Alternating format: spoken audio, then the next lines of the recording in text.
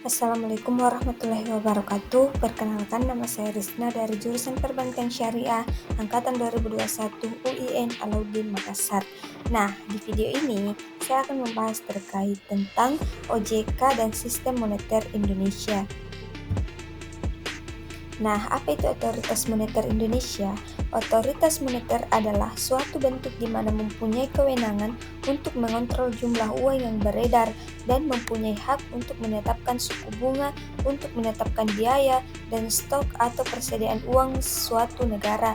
Kedudukan bank sentral dalam perekonomian negara sangat penting. Bank sentral adalah mitra pemerintahan untuk melakukan berbagai aktivitas ekonomi melalui kebijakan suku bunga yang statusnya sebagai otoritas moneter. Bank sentral mempunyai tugas, tujuan, dan wewenang yang tidak dimiliki oleh lembaga ekonomi lain.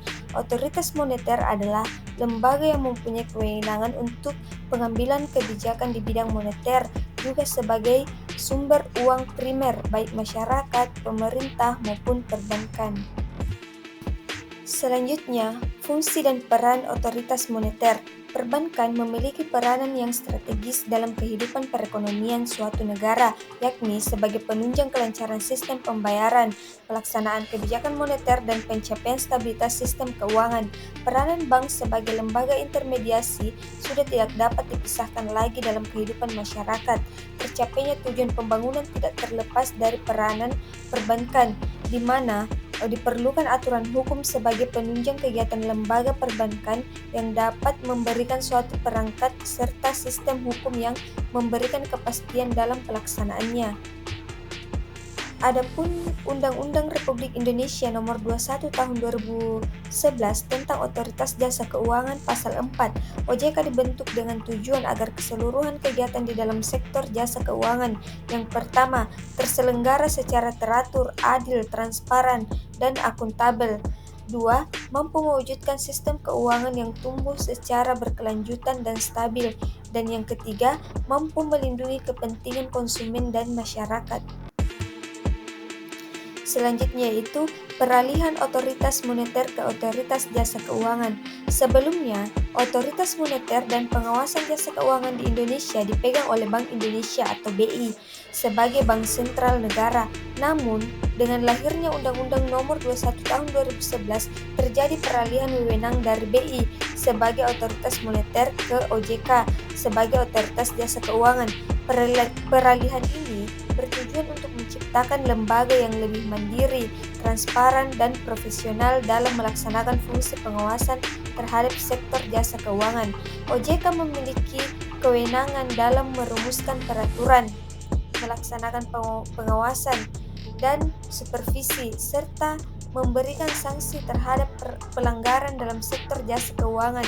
Dengan adanya OJK ini, diharapkan tumbuhnya industri jasa keuangan yang lebih sehat, layak, dan dapat dipercaya oleh masyarakat. Selanjutnya, fungsi, tugas, dan wewenang otoritas jasa keuangan. OJK memiliki tujuan, fungsi, tugas, dan wewenang dalam menjalankan tugasnya sebagai lembaga yang mengatur serta mengawasi hampir ke semua sektor jasa keuangan di Indonesia. Pasal 5 Undang-Undang OJK menjelaskan mengenai fungsi Otoritas Jasa Keuangan atau OJK, yakni menyelenggarakan sistem pengaturan dan pengawasan yang terintegrasi terhadap keseluruhan kegiatan di dalam sektor jasa keuangan. OJK berwenang dalam hal perizinan untuk pendirian bank maupun pembuatan kantor baru yang sebelumnya menurut Undang-Undang BI menjadi kewenangan Bank Indonesia sebagaimana dijelaskan pada pasal 15 angka 1 huruf B Undang-Undang BI. Dalam hal ini, OJK berwenang dalam memberikan izin untuk pendirian bank, pembukaan kantor bank, anggaran dasar, rencana kerja kepemilikan, kepengurusan dan sumber daya manusia, merger, konsolidasi, dan akuisisi bank, serta pencabutan izin usaha bank.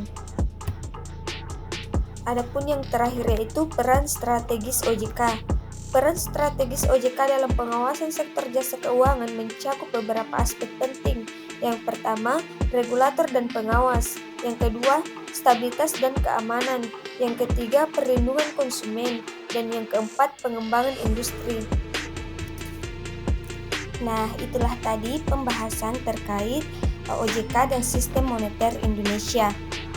Sekian dari saya, terima kasih telah menonton dan terima kasih atas perhatiannya. Wassalamualaikum warahmatullahi wabarakatuh.